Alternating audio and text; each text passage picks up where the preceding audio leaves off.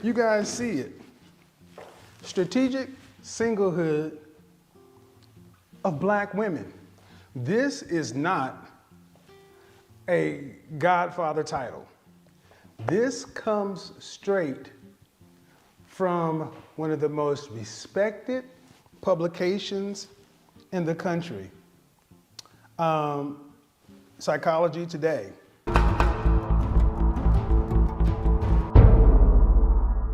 All right, folks, in this video, I'm gonna use Kevin Samuels' content for a specific reason. Not because I'm talking about relationships in this video, but because Kevin had a gift at explaining things clearly, simple, direct, easy to understand. So I'm gonna use these clips where he's talking about how singlehood was marketed to women, but more specifically to black women. And the same strategy that they used on our women, they used the same playbook they used on black men when they spent decades marketing crime. And it didn't spread by accident, but it was packaged, promised, and sold. Even now, you ever notice on your timeline it's filled with images like this? You didn't ask for that. It's not random, and it's not just some algorithm. Unlike other groups, our images are almost always shown in the context of mugshots and violent headlines to fit manipulated statistics. See, black crime rates are high based on our population size, but we don't commit the majority of crimes in this country. But yet, we are the majority of the crime images people see. This is deliberate marketing. I've said it before and I'll say it again. Singleness, singlehood, single living has been marketed to women, period. What Brother Kevin is saying is that this wasn't an accident. It was a plan, a strategy used by design to sell singlehood to women and package it as independence. You know it, brother. Shows like Insecure, a show showing young women navigating relationships, careers, and personal growth. The message here, single life is shown as empowering and independent, even with its challenges. Being Mary Jane follows a successful black woman excelling in her career while facing personal and romantic challenges. Her struggles are framed as normal, even glamorous, reinforcing the idea that independence and delayed relationships are a part of an ideal single life. And this is what made Kevin so good, because most people wouldn't see those shows as part of a marketing campaign. Nope. And the way they packaged single life to women was similar to how they package criminality to men. Take a lifestyle and dress it up to make it look like success. The lie, crime is the only path to respect and power. Shows like Power, Power Book 2, drug dealers framed as kings. Empire, drug money as a legacy building. Snowfall, dealer looks like a genius entrepreneur. Even when prison, death, or broken communities are shown, it's often treated as part of the story, not a warning. Get the hell out of here. They've been doing this for years. All those books, Pimp, Iceberg Slim, Donald Goins, but they wasn't on the market to entertain you or to give you some game.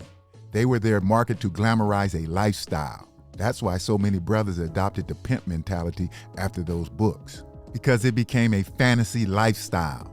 Now watch Kevin explain how singlehood was marketed as a different type of false fantasy. And this is what we're talking about, is something that's been actively marketed to the women of the West. And what is it?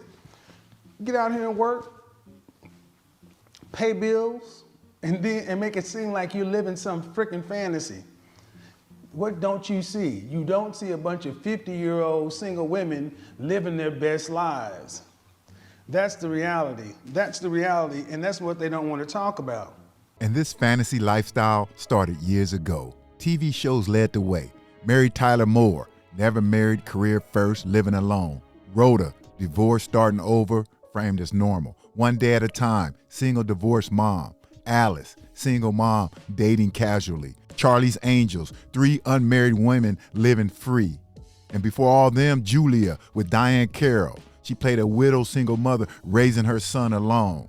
Became a template for the independent black single mom holding it all together. And people like my mom love these shows because it sent a message. Single life is the goal. Yo, Man got game like a motherfucker. True indeed. And at the same time, the government policies pushed the same message. Welfare programs was punished families with fathers in the house. Public housing gave women homes only if they lived single.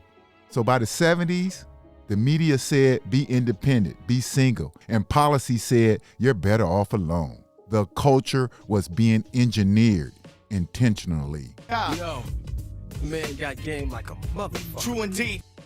At the same time, for black men, crime was being marketed with black faces attached to it. Turn on any news show in the 70s, 80s. Urban crime wave, story had a visual, black neighborhoods, black suspects, black mugshots. Never the full story, never the context, just images engineered to make America believe crime had a color. Then Hollywood doubled down. The glamorization of black crime, called it black exploitation, exploded. Movies like Superfly, The Mac, all stylish, all entertaining. But the message was the same. Black men as hustlers, pimps, dealers, and outlaws. You ain't no pimp. You're a rest haven for hoes. You're a car thief. A car thief. The one you got out there is probably hot as a firecracker right now. They wasn't doing this just for entertainment. They were marketing a lifestyle, making the criminal a hero, making him a who's real. He ain't lying. TV follows the same script with police shows, Starsky and Hutch, Kojak, Beretta, SWAT. Many of the violent criminals always came from the ghettos. White America was learning that the black man was dangerous, unstable, a criminal in crisis. They were being programmed. Black equals crime. Black equals danger. Black equals the problem. But many of the black criminals just want to be what they saw in the movies, on TV, consciously or subconsciously. Now watch Kevin explain how women fell for the same trap. Single life has been marketed to women of the West. It's been marketed. It's been told to live this Sex in the City, Sarah Jessica Parker.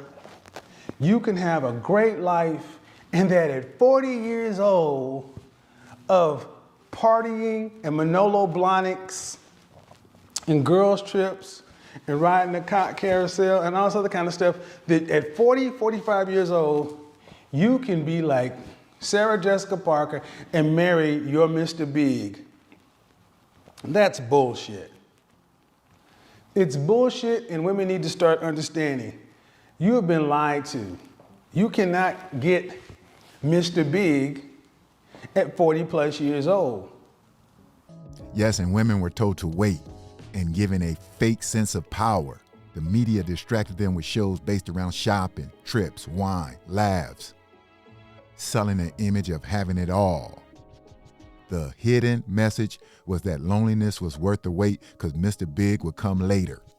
Marion Young was made to feel shameful and mocked. Women called each other weak or pick-me's.